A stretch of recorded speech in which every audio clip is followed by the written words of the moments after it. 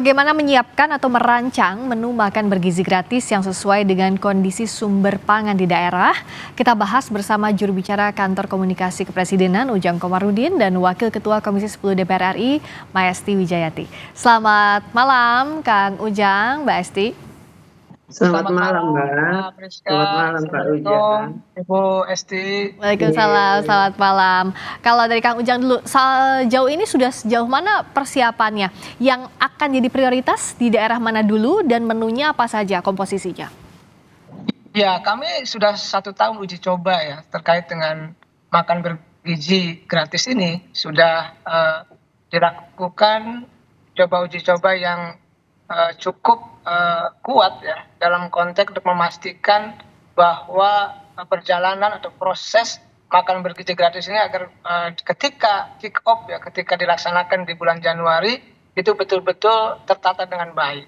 Oleh karena itu inilah momentum yang terbaik dari pemerintah, dari Pak Presiden untuk memastikan anak-anak Indonesia mendapatkan haknya ya, mendapatkan makanan yang bergizi, makanan yang sehat. Apa komposisinya? Tentu kalau kita merujuk kepada ahli gizi ya komposisinya seimbang terkait dengan gizi itu ya, ada proteinnya, ada karbohidratnya, ada lemaknya, ada airnya, ada seratnya. Ini penting bagi anak-anak Indonesia agar memastikan kecukupan gizinya seimbang. Nah, dalam konteks itu maka akan dilihat kalorinya. Kalau memenuhi unsur 600-700 kalori maka sudah dikatakan bergizi makanan tersebut. Dan dalam konteks itu pula kami akan memberikan yang terbaik bagi anak-anak bangsa ya untuk mendapatkan tadi makanan yang sehat, makanan yang bergizi untuk memastikan anak-anak Indonesia tumbuh dengan cerdas, sehat, kuat dan kompetitif untuk menghadapi persaingan global nanti. Dan Pak Presiden menginginkan anak-anak Indonesia tumbuh dengan cerdas. Di saat yang sama juga kita akan mempersiapkan anak-anak Indonesia untuk menjadi generasi emas di 2045. Oke, Kang Ujang, untuk prioritas daerahnya mana saja dulu? Ya, kita tentu melihat daerah-daerah yang sudah ditentukan oleh Badan Gizi Nasional ya, sudah ada titik-titiknya. Nanti akan langsung diumumkan oleh Badan Gizi Nasional di bulan Januari itu. Kita tunggu saja karena itu menjadi bagian daripada BGN untuk memastikan wilayah-wilayah itu tersebar dan memastikan semuanya berjalan dengan baik, smooth, dan tadi bahwa ini adalah program Presiden yang perlu didukung oleh seluruh rakyat Indonesia. Untuk daerahnya kan nanti BGN yang akan mengumumkan, tapi kalau yang terakhir informasinya tidak semua daerah misalnya akan mendapatkan susu, tergantung ketersediaannya, apakah akan diganti protein lain, telur atau kelor. Nah, ini bagaimana menjaminkan bahwa ini bukan semata-mata karena efisiensi anggarannya 10.000 per porsi? Saya sudah mengkaji ya terkait dengan kalori, terkait dengan anggaran, termasuk tentang kesiapan-kesiapan dari dapur-dapur yang sudah disiapkan, termasuk dari UMKM, termasuk juga dari kepala daerah yang memang siap untuk menyelenggarakan program ini. Bahkan ada beberapa kepala daerah kontak kepada saya, Kang Ujang, saya siap dengan tadi makanan-makanan yang sifatnya lokal gitu, tidak memaksakan susu di sentra bukan susu. Oleh karena itu ini menjadi penting juga untuk kita pahami bahwa apa yang dilakukan oleh pemerintah adalah memberikan makanan bergizi yang terbaik untuk seluruh rakyat Indonesia. Jadi dijaminkan bahwa itu dan ibu hamil begitu. Akan memenuhi unsur gizinya. Mbak Esti, kan terakhir kita sempat berbincang juga ya soal ini. Nah, kalau DPR melihat sudah seberapa siap kalau sebulan jelang pelaksanaan program makan bergizi gratis? Iya, yang pertama saya harus kembali menyampaikan bahwa program makan bergizi gratis ini adalah program yang baik dan memang dibutuhkan oleh anak-anak kita.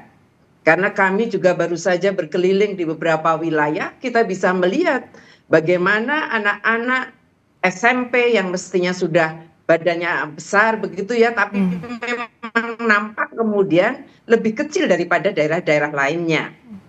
Dan kemungkinan itu adalah karena belum kecukupan soal makanan bergizi.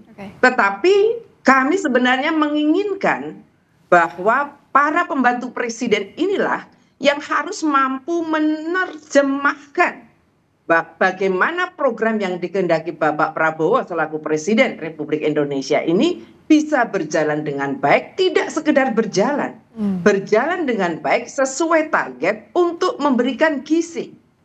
Saya juga harus menyampaikan kepada Pak Ujang selaku juru bicara bahwa pemerintah daerah juga diberikan kewajiban untuk menganggarkan, mengalokasikan anggaran di dalam APBD ini untuk mendukung makanan bergizi. Nah, sekarang kita bicaranya target.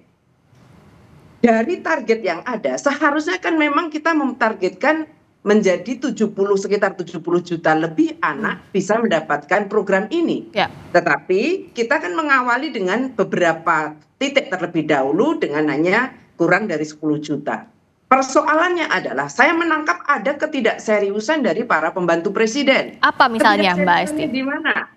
Ketidakseriusannya di mana? Saya harus menyampaikan bagaimana kemudian menentukan tempat itu berdasarkan akses bahan makanan.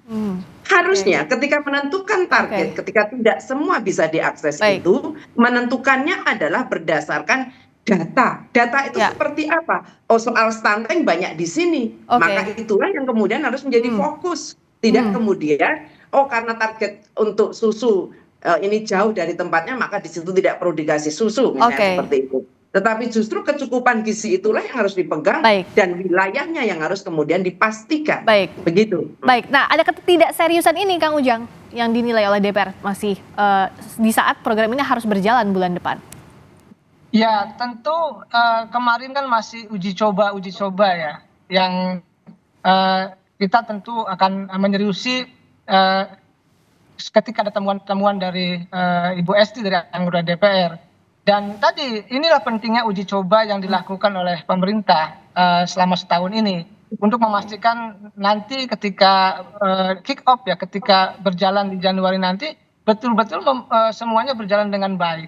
Kalau ada kritikan, kalau ada masukan, tentu itu menjadi bagian daripada kepedulian dari Ibu Esti ya, dari anggota DPR yang memang menginginkan program Bapak Presiden ini berjalan dengan baik. Jadi semuanya sama-sama ini pemerintahnya ingin jalan, DPR-nya juga mendukung. Dan ini tentu kami meminta doa restu dari seluruh rakyat Indonesia agar memang ketika kick off nanti semuanya berjalan. Jadi harus ada dukungan dari berbagai pihak. Tapi kan DPR tadi sudah setuju, tapi masih ada celahnya yang harus dievaluasi, Mbak Esti. Jadi kalau dari waktu yang tersisa ini, apa yang harusnya jadi prioritas? Soal menu misalnya seperti apa, dan soal sebaran makan bergizi gratis ini semestinya seperti apa? Mbak, saya menyarankan, Pak Ujang izin, saya menyarankan kita buka data dong. Tadi sudah saya sampaikan, buka data. Stunting tingginya di mana? Lalu wilayah yang sangat membutuhkan makan bergizi itu prioritasnya di mana? Bukan justru pada daerah-daerah penghasil yang di situ penghasil susu, sayurannya mudah, dan yang lain sebagainya. Tetapi justru dengan data-data yang kita miliki, kita fokuskan terlebih dahulu kepada daerah-daerah yang memang sangat butuh itu. Nah, kemudian juga soal harga. Harga kalau memang 10.000 itu tidak mencukupi, tadi sudah saya sampaikan, daerah itu kan diminta menganggarkan. Ada baiknya kemudian kita tidak usah malu. Kalau memang daerah sudah menganggarkan, kolaborasi. Kolaborasi bagaimana? Supaya makanan yang diberikan untuk anak-anak kita sesuai dengan hitungan gizi yang memang dibutuhkan oleh anak-anak kita untuk bisa melakukan aktivitas dan kemudian juga kita persiapkan untuk menuju Indonesia Emas 2045 ke depan.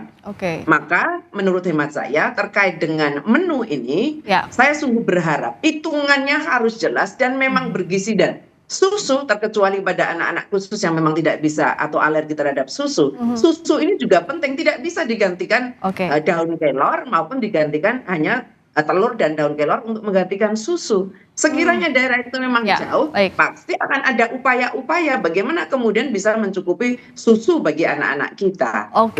Jadi harus saya berharap keseriusan program ini benar-benar dilakukan untuk mensukseskan program Pak Prabowo sebagai Presiden Republik Indonesia. Jadi- Kita dukung penuh, tetapi harus baik. ada keseriusan dari Baik. para pembantu Presiden di dalam